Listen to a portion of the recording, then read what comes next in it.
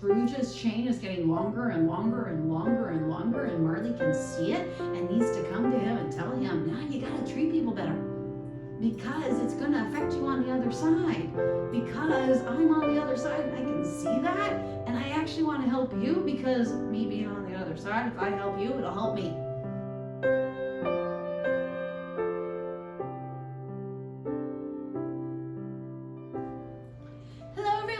Welcome to our latest video. Today we are actually going to start a new series again. We haven't finished the other series, but we're going to start a new series, because it's Christmas.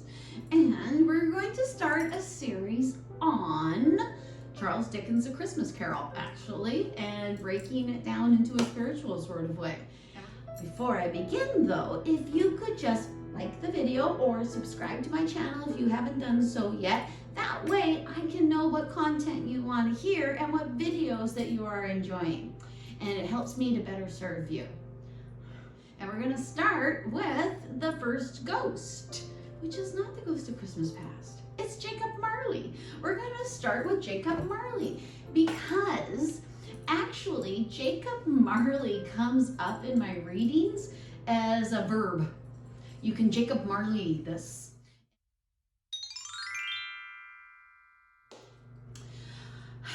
Jacob Marley was, if you have not read the book, seen the many, many renditions of the book in movies, TV shows, like, good gosh, if you do not know who Jacob Marley is, where do you live? Mars?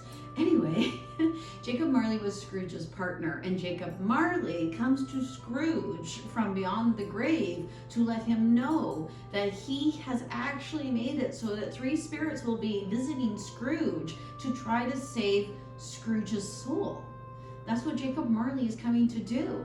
Now, first off, that is an incredible thing for someone from the other side to do, and in fact, they do it all the darn time. They are constantly trying to let us know of our folly. People on the other side are always trying to get a hold of you to let you know what they can see in front of you that you are not seeing, or they can actually help you to see how your actions are similar to theirs, and how they have been there and done that, made those mistakes, and they don't want you to make them too.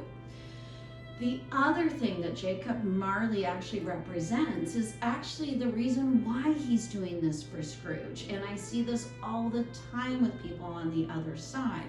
So we're gonna start with Jacob Marley's first appearance to Scrooge and how it frightened Scrooge so incredibly much that Scrooge doubted his own senses. That's not what I thought I was going to start with, but that's what I'm going to start with. He actually calls Jacob Marley a bit of underdone potato. He believes that he can't possibly be seeing a spirit from the other side, a person who is dead, because nothing logically in his mind tells him that he can't. So it sends him into a bit of a tizzy, which it will do for us.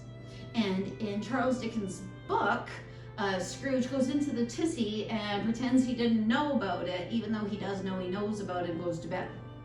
In your real life, what you do is, or what we tend to do when we do actually get visits from people from the other side, is actually, we become overwhelmed like Scrooge did.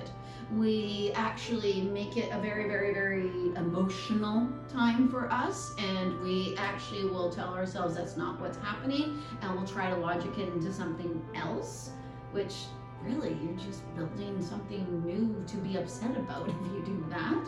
So, like Scrooge, what we tend to do when we get visits from people on the other side is be fearful of them, be afraid, and because it's unknown, and to doubt it completely and absolutely. The second thing that Jacob Marley was supposed to, or the thing that I see Jacob Marley as representing, is the need for people to come back from the other side in order to have us we'll fix things for them. Actually, that's the way the sentence wants to be told, so that's the way the sentence is going to go.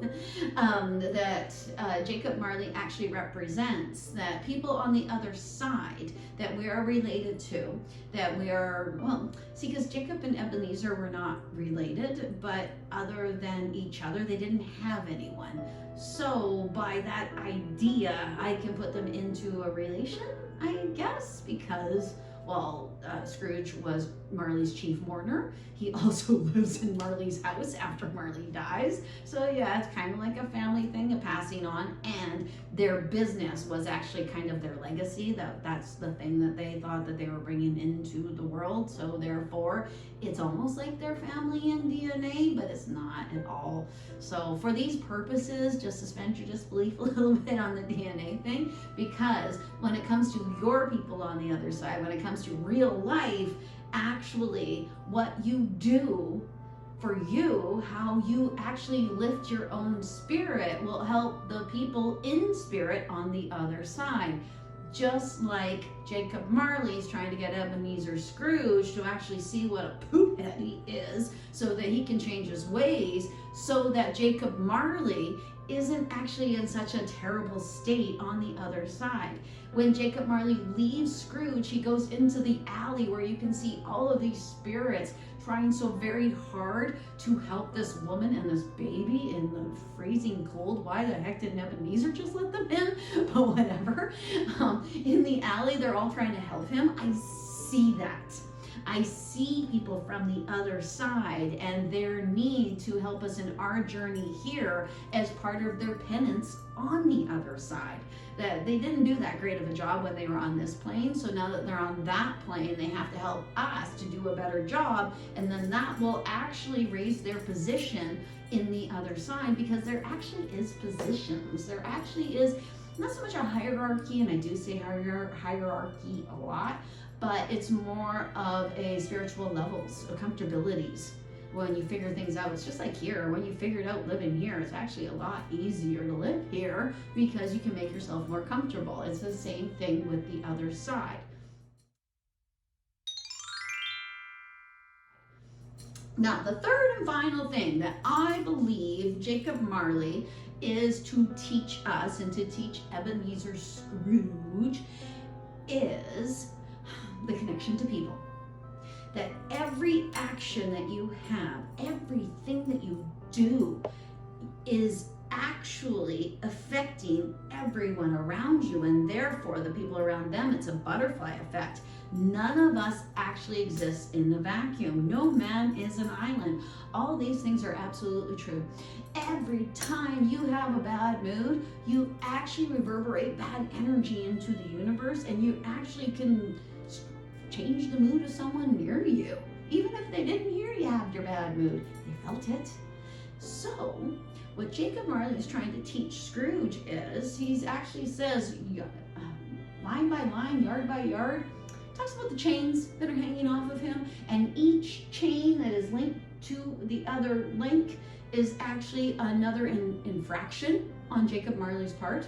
And Scrooge's chain is getting longer and longer and longer and longer, and Marley can see it and needs to come to him and tell him, now you gotta treat people better, because it's gonna affect you on the other side, because I'm on the other side and I can see that, and I actually wanna help you, because me being on the other side, if I help you, it'll help me.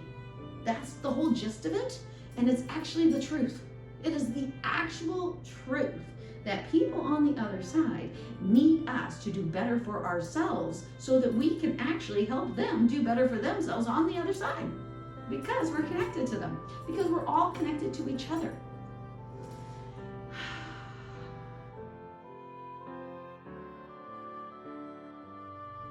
Thank you for watching this video. Now that was Jacob Marley. The next video is going to be the Ghost of Christmas Past, but you probably already knew that, right? If you have any comments, questions, what have you, please, I welcome them. I can be reached at trinityyogaandspiritualservices.com, trinityyogaandspiritualservices.com. I'm also on Instagram at Bobbi Rowntree Born Medium, and I'm on Facebook at Bobbi Rowntree Spiritual Medium. Thank you very much for watching this video. I hope I hope it brought new ideas to you about something that is very old to you. Happy holidays. Namaste.